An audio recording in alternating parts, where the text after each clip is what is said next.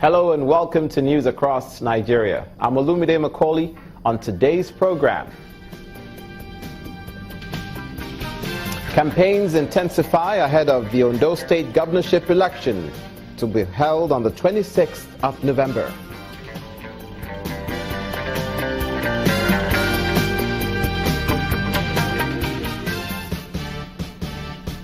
The Farmers' Day celebrations in Bayelsa State.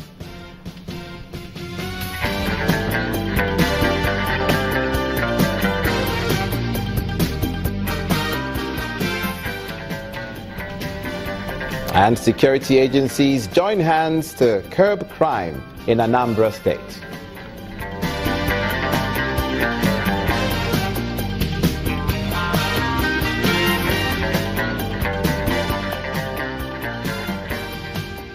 Thank you so much for joining us. We begin with politics in the southwestern region of the country. The Alliance for Democracy, the AD candidate in the November 26th governorship election in Ondo State, Mr. Olushola, has assured the people of the state of a better life if he's elected into office. He gave the assurance during the mega rally of the party in the Igbokoda area of Ondo State ahead of the polls.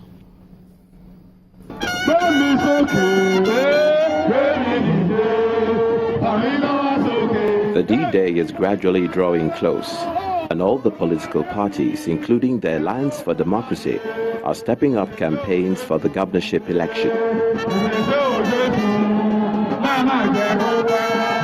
The party candidate, Mr. Olushola, promises to harness the vast natural resources of the state to improve the living conditions of the people if he gets the mandate. Our mission is to bring back the old glorious day of Ondo State. We want to reduce unemployment. We want to reduce poverty. In this regard, we will strive to explore the coastal resources and develop it to the usage of our people. We will reestablish old companies. We will complete the ongoing ones. In this regard, I have in mind Alpha 3D, cassava processing, the Olokola project will bring them out also.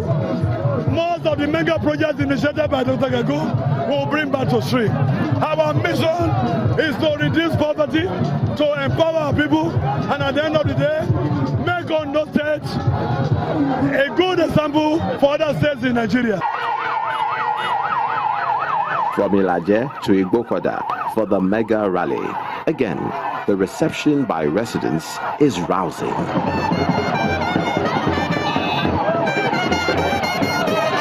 And with this show of support for the Alliance for Democracy, what the party needs now is to strategize for victory to come its way at the governorship election in Ondo State.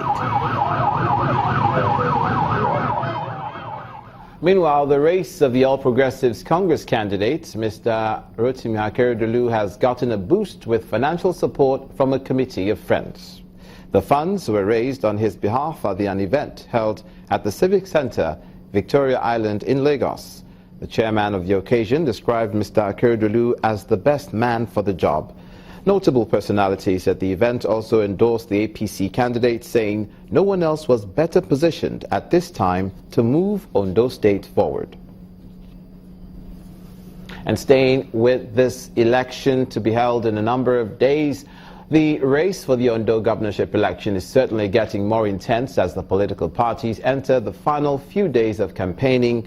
But how ready are the candidates? Find out tonight when Channels Television engages 4 top contenders in a live televised debate on issues ranging from their party manifestos, their agenda as governor, to tackle the economy, insecurity, and many other issues.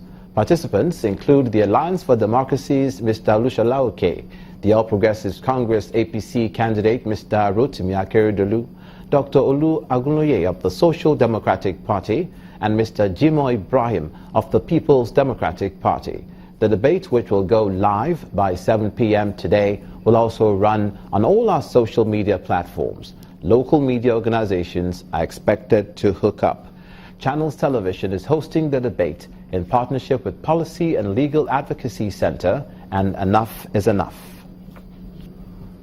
To other news from across the country now, not too far away, also in the southwest, this time Ogun State, where years of neglect may soon be over for communities that have not been connected to the national grid.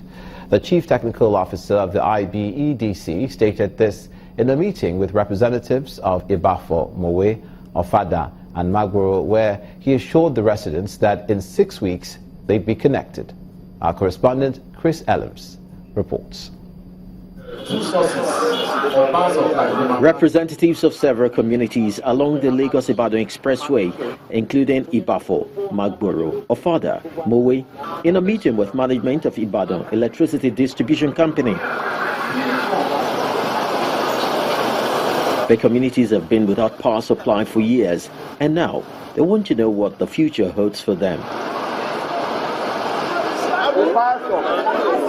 Leading to this meeting is the neglect these residents have endured, who have had to spend hard-earned resources to purchase transformers and run electric cables, waiting to be fed to the national grid. We have spent over 400 million. So erect our pole, so put our line, which is 33 kV lines on in full. Businesses folded up with only a few still able to keep operations going at very high cost. As we are working, as we are using diesel here, we use diesel also at home.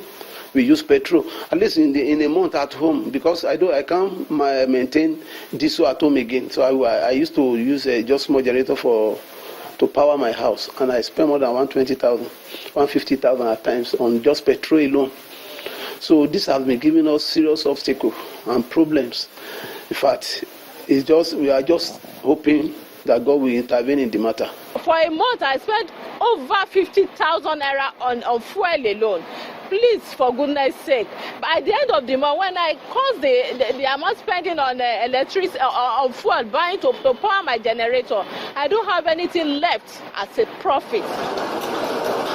The deliberation comes to an end, and there appears to be a ray of hope for these communities, as communicated by the Chief Technical Officer of IBEDC. We are trying to let them know that we want to bring power supply back to Mowe Bafo axis by Christmas time this year. And the reason is not far-fetched, because initially the line that is being constructed from Okea Road to Magboro, which is about 40 kilometers away, ought to serve the community far better than the existing line that is serving the community now, because the existing line now is coming all the way from Abeokuta, and it passes through so many villages.